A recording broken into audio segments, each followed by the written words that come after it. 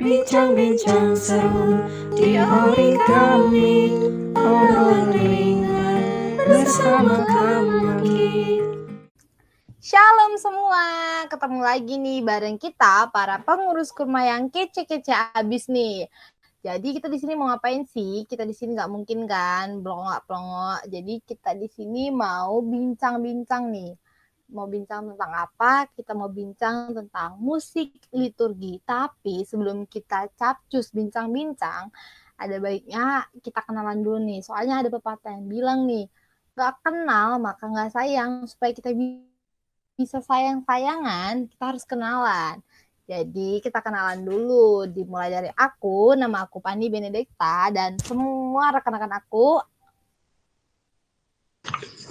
Halo, aku Loisela dan rekan aku. Halo, aku Abed. Nah, sisanya ini kenalin nih, siapa nih?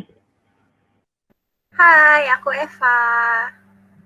Asik, udah pada kenalan nih semuanya. Jadi udah bisa lah ya, sayang-sayangan. Oke, skip. Jadi tadi kan aku udah bilang nih, kita mau bincang-bincang tentang musik liturgi. Berhubung dengan musik liturgi itu kan ada banyak ya, ada cakupannya luas nih ya musik liturgi. Jadi kita hari ini supaya kita nggak bahas melebar kemana-mana, kita topiknya tentang anak muda kemana sih? Kenapa sih kita bilang anak muda kemana sih? Gitu kan. Jadi aku ya ngelihat di gereja aku banyakan itu yang mengisi atau yang aktif dalam musik liturgi kayak kor, main organis atau yang lainnya itu tuh banyakan orang tua atau yang lanjut usia yang udah dewasa. Kalau anak remaja, anak-anak muda, anak OMK itu jarang banget sih yang ikut kur-kur gitu. Tapi nggak tahu di tempat aku aja atau di gereja yang lainnya. Kalau di tempat kamu gimana, Bet? Sama sih, paling ya isinya opung-opung kalau di tempat gua. Yang bapak-bapak, ibu-ibu, ya anak-anak ya biasanya sih pada di bangku umat sih. Entah kenapa ya, padahal seru tahu kalau misalnya ikutan jadi kur. Kalau misalnya tempatnya Eva, gimana tuh? Sama sih, gue juga kebanyakan kayak gitu. Apalagi yang buat organis ya. Organis aja masih bapak-bapak atau misalkan om-om lah. Kayak padahal anak muda zaman sekarang nih, angkatan-angkatan kita, pasti kan bakatnya banyak banget ya. Pastilah bisa harusnya ikut pelayanan musik atau paduan suara gitu di gereja. Tapi ini nggak ada. Kalau kamu gimana, Lisa? Sama sih kayak teman-teman juga kayak di gereja saya tuh kalau kor itu kayak kor lingkungan nih. Padahal anak-anak mudanya banyak. Tapi yang ngisi kor itu malah bapak-bapak sama ibu-ibu. Terus juga nih kayak OMK, pemuda pemuda di gereja itu banyak. Tapi yang ngikutin OMK itu kayak satu dua lah kayak gitu.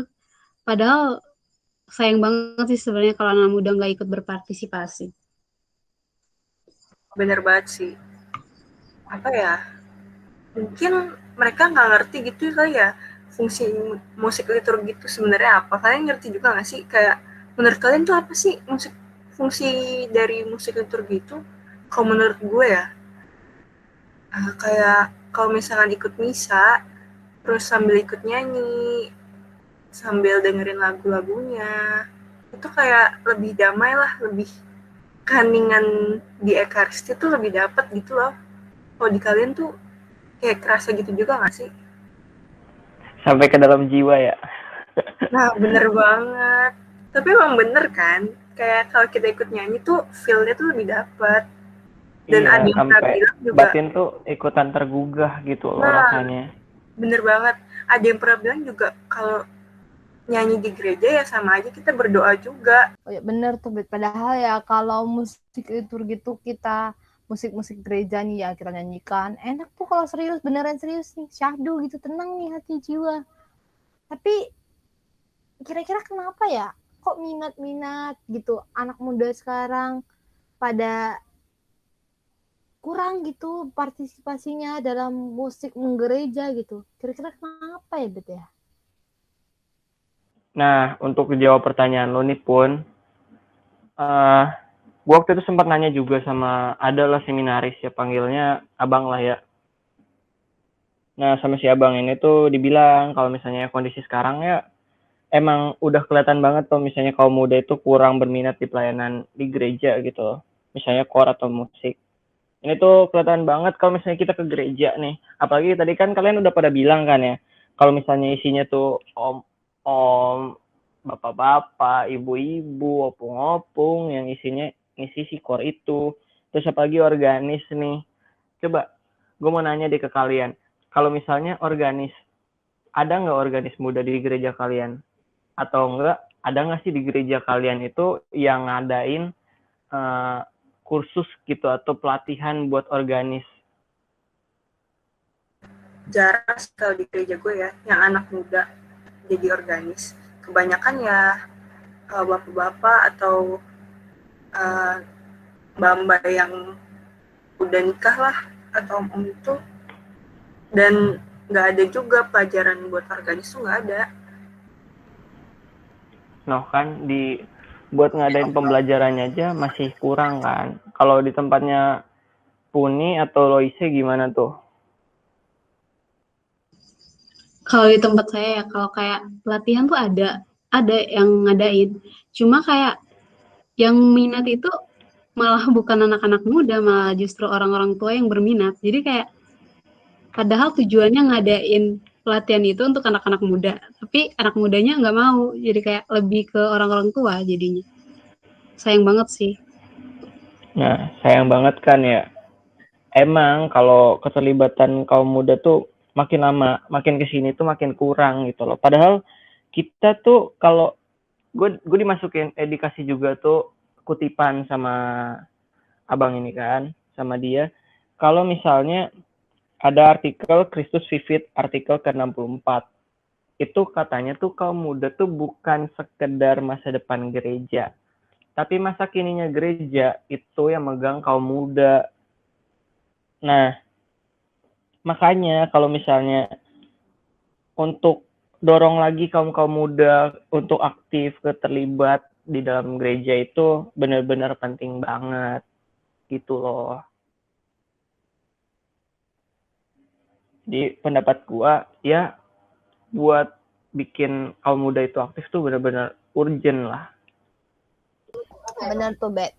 Kita itu kan masa depan, masa kini, penerus generasi gereja gitu. Seharusnya kita aktif ya nggak, Loise? Bener banget Pun. Masa yang di gereja itu isinya bapak-bapak, ibu-ibu gitu. Bet, apa sih yang membuat anak-anak muda itu kayak kurang berpartisipasi di dalam di gereja, apalagi khususnya kayak bernyanyi kayak gitu? Kalau yang gue tanyain waktu itu, yang gue obrolin juga, itu tuh nggak cuman dari satu arah gitu loh, nggak cuman kesalahan satu pihak. Ada banyak pihak yang terlibat di sini. Pertama ya gerejanya itu sendiri. Satu, gereja itu memang kurang sosialisasi gitu loh untuk pentingnya keterlibatan kaum muda dan pelayanan di gereja. Ya kalian sendiri kan, ada nggak sih kayak misalnya Romo itu kayak narik langsung anak muda atau dia ketemu orang tua dari anak gitu langsung ayo kamu ikut pelayanan yuk, ayo kita koreo. Itu lebih banyak yang ngedorong justru orang tua kan ketimbang gerejanya itu sendiri. Bener banget. Iya nggak sih? Nah makanya kayak ada juga kayak misalnya ya Romo tuh cuman ngomong doang kan di bagian warta paroki, di bagian pengumuman kalau misalnya ada, tapi masih ya minimal kalau misalnya Romo mau ngajak kayak waktu di pesan penutup aja, ayo yuk mari kita daftar, yuk mari orang tua ikut mendaftarkan anaknya, ya itu minimal udah lumayan lah, sudah lumayan menolong gitu loh. Nah kedua itu ya jangan munafik ya, kalau misalnya kita kaum muda sendiri itu juga masih kurang paham gitu loh tentang gimana sih caranya kita berliturgi, apalagi sama musik-musiknya juga. Jadi banyak tuh dari kita tuh yang anggap pelayanan di gereja, ayo ngaku nih, siapa yang mikir kalau misalnya pelayanan di gereja tuh monoton, bener-bener itu aja, lagu itu tuh gitu-gitu doang, dan ya nggak se hype gitu sama lagu-lagu zaman sekarang gitu loh, kayak lagu-lagu TikTok, gak kayak lagu-lagu apa gitu, iya kan? Iya. Bener banget. Banyak sih yang kayak nganggapnya gitu. Padahal yang monoton itu, yang buat monoton itu dari ya warga gerejanya sendiri. Kayak kita nih anak-anak muda, yang nyanyi orang-orang tua ya pasti ya monoton lah kalau yang cuma orang-orang tua yang nyanyi. Harusnya kita yang lebih berpartisipasi biar nggak monoton, ya enggak? Nah itu dia, yang Cara semangatnya tuh harusnya dari kaum muda itu sendiri gitu loh. setuju banget. Cuman ya pandangan kita tuh masih masih nganggap itu tuh membosankan gitu loh. Jadi semangat kita juga ikutan turun. Terus lifestyle, gaya hidup itu juga yang ngebikin kita tuh kurang partisipasinya. Kalau dulu kita kan kumpul di gereja tuh cukup sering ya. Tapi sekarang kayak kita lihat aja adik-adik kita yang kalau pulang langsung pulang. Kalau enggak gereja ya entah kemana gitu, arwahnya ngawang-ngawang, ya kan? Kayak ya sama di gereja tuh ada anggapan lah kalau misalnya kita di gereja tuh emang harus yang dipanggil Tuhan banget gitu, yang terpilih sama Tuhan supaya bisa berpelayanan gitu. Ya mereka yang suci lah, mereka yang religius gitu loh. Padahal kan gereja tuh sekarang nih benar-benar butuh gitu loh, semangat-semangat dari kita-kita nih kaum muda untuk berkarya sama berkreasi gitu loh dalam pelayanan. Jadi jangan takut lah guys. Sama di gereja tuh sebenarnya nggak holy banget. Nah lihat aja gua, lihat aja Eva, lihat aja Puni, lihat aja Loise. Ya emang kalian lihat kita malaikat? Tidak, Sama lagi Waduh. ada bukan hobi-hobinya malaikat weh. teman-teman. Setuju sih yang Apa itu holy? sama yang tadi sih gue setuju sih. Terus lu nanya juga nggak sih apa sih kira-kira dari pandangannya yang apa abang yang lu kenal tadi sebagai seorang seminaris lah, sebagai yang diajarkan oleh romo-romo, pastor-pastor di gereja itu gimana sih cara buat ngebangkitin semangat anak muda buat ikut berpartisipasi ya di gereja, entah itu paduan suara, organis, atau pelayanan lainnya itu gimana sih? Nah ini berarti lebih ke pandangan gerejanya kan ya? Nah iya benar. Nah waktu itu sih ini nggak gue tanyain langsung sih, tapi gue ajak ngobrol dia. Menurut dia tuh sekarang tuh nggak semuanya kaum muda tuh males gitu loh buat aktif di gereja. Ya, contohnya tadi kan ada beberapa yang kayak misalnya ya meskipun ditunjuk sama orang tua ya, tapi tetap aja dia berpelayanan gitu loh. Tapi untuk mereka yang memang dari passion, dari hati, ya itu adalah bonus lah ya, memang ya reward lah buat gereja itu sendiri. Terus memang kalau gereja itu harus gitu loh, punya keharusan kalau misalnya mereka itu mesti ngebuka kesempatan sama peluang buat kita-kita kaum muda untuk lebih aktif lagi di pelayanan. Terus mereka juga harus ngasih pemahaman gitu, kasih paham ke kita supaya kita ngerti kalau liturgi itu seneng, gak bosen, apalagi kalau kita sampai ngantuk gitu loh. Itu adalah sebuah hal yang harus kita hilangkan gitu loh. Misa itu kita sama Tuhan gitu loh. Masa kita sampai tidur gitu loh diliatin Tuhan, kan gak enak gitu loh, meskipun Tuhan maha melihat ya. Aduh, sayang banget. Cuman kita datang ke rumahnya aja tidur gitu loh, astaga. Ngaku dosa. Apa tidak malu? Ya. Nah gitu, jadi memang jangan munafik ya teman-teman, ya memang kenyataannya seperti ini. Ya sih, gue juga sering tidur sih. Ya gimana ya? Aku. Nah, kalian juga sering ketiduran nggak? Emang parah. Nah, Ya maaf sama di Tuhan. gereja Katolik itu emang nggak boleh sembarangan gitu loh. Kalau misalnya ngubah liturgi, kayak misalnya lagu-lagu liturgi tiba-tiba gue pengen ya lagu liturgi, tapi nuansanya nuansa Blackpink gitu kan. Hah? Apa tidak kaget gitu loh? Kayak Kaget. malaikat juga berhenti gitu kayak. Ini kenapa? Kayaknya malaikatnya kabur deh. Lanjut lagi nih. Perlu kalau misalnya penjelasan dari gereja itu. Kalau misalnya kekayaan tradisi gereja itu ada letaknya di bagian liturgi. Nah, liturgi itu sendiri hakikatnya tuh tindakan yang kita lakukan bersama, dan dia suci. Dia punya simbol-simbol sakramentali, sama dia resmi. Jadi nggak bisa sembarangan waktu kita lagi nyanyi kudus tiba-tiba kita pakai irama dangdut.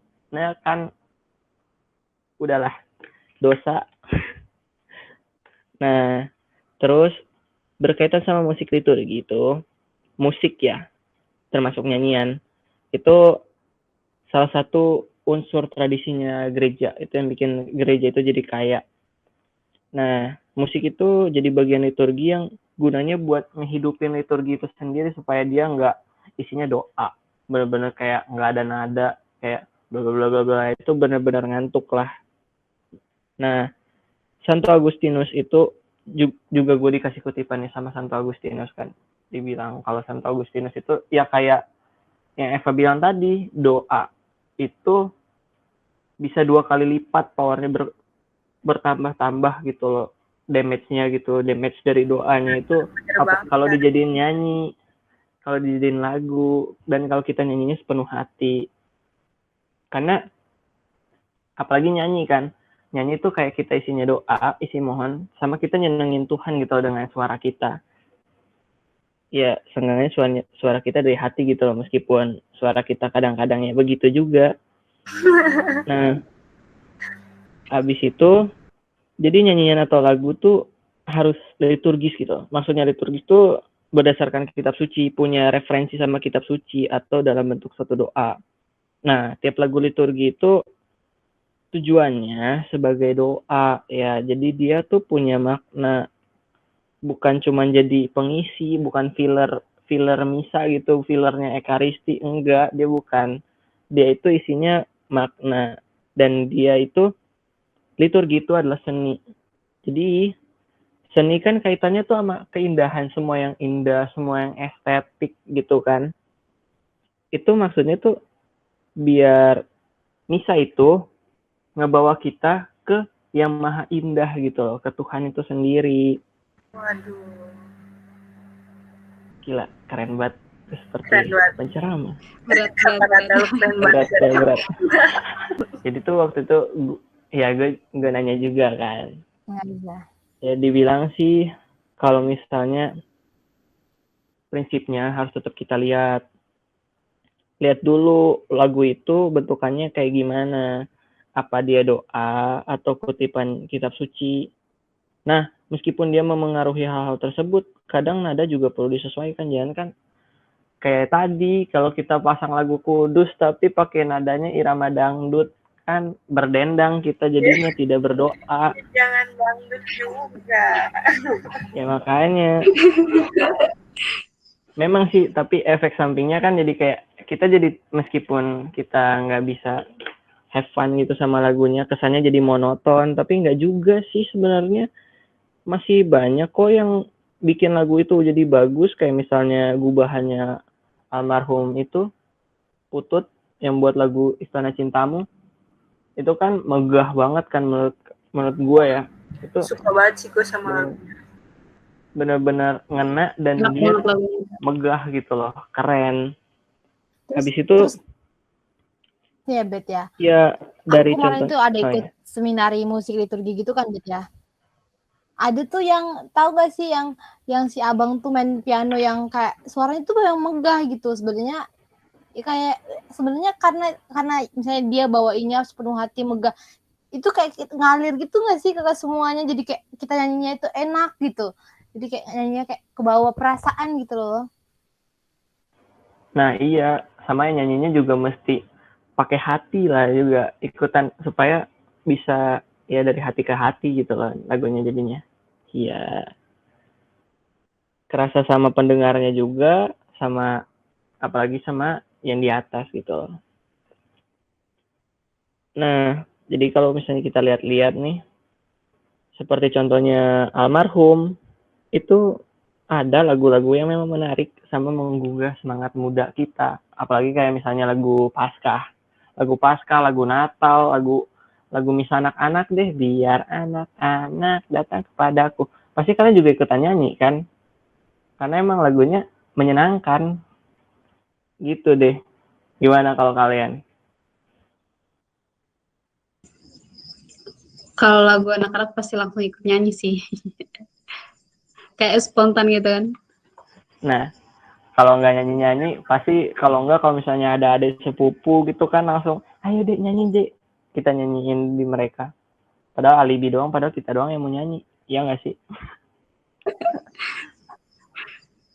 Tapi ya Bet, dari yang kita bincangin dari awal sampai yang terus yang ini yang kamu tarain apa pendapat abang tuh ya.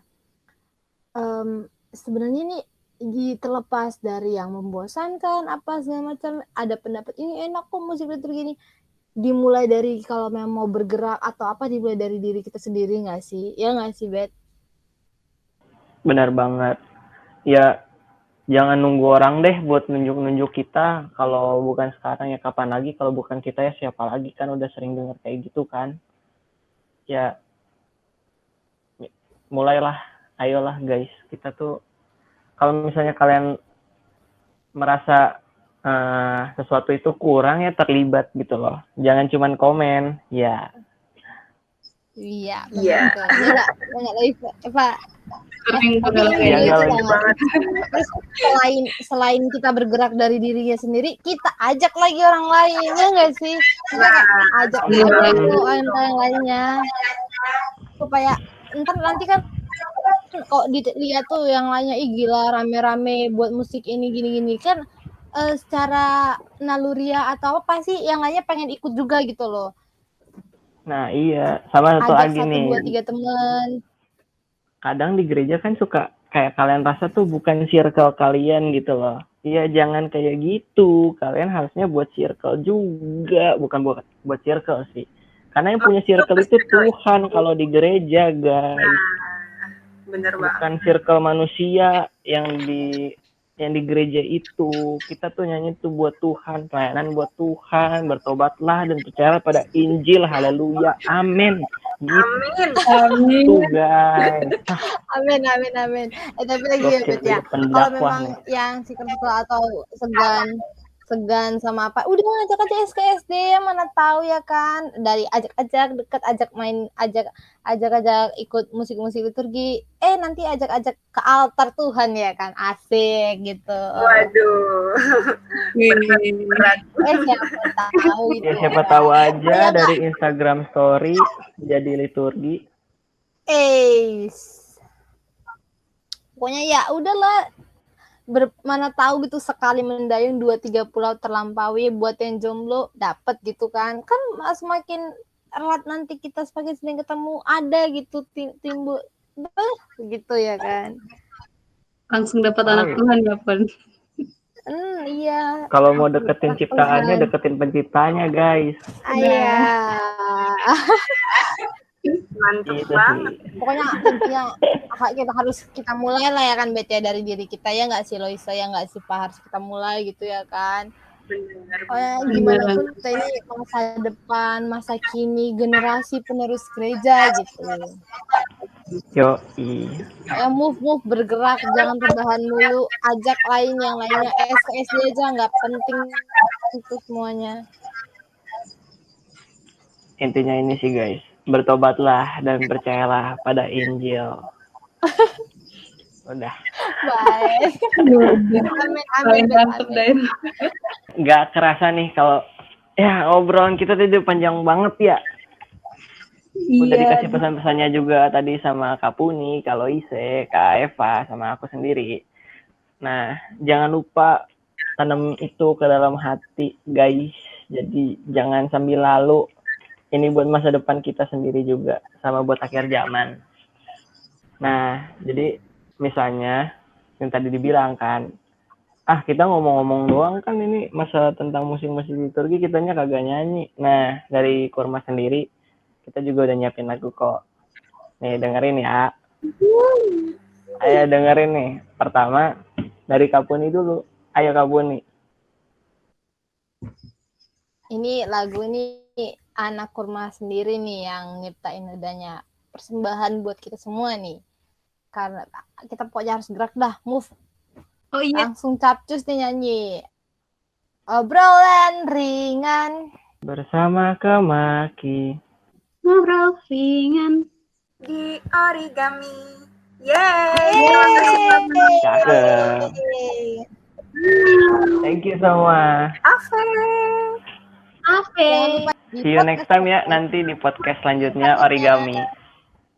Bincang-bincang seru di Origami, obrolan ringan bersama Kamaki.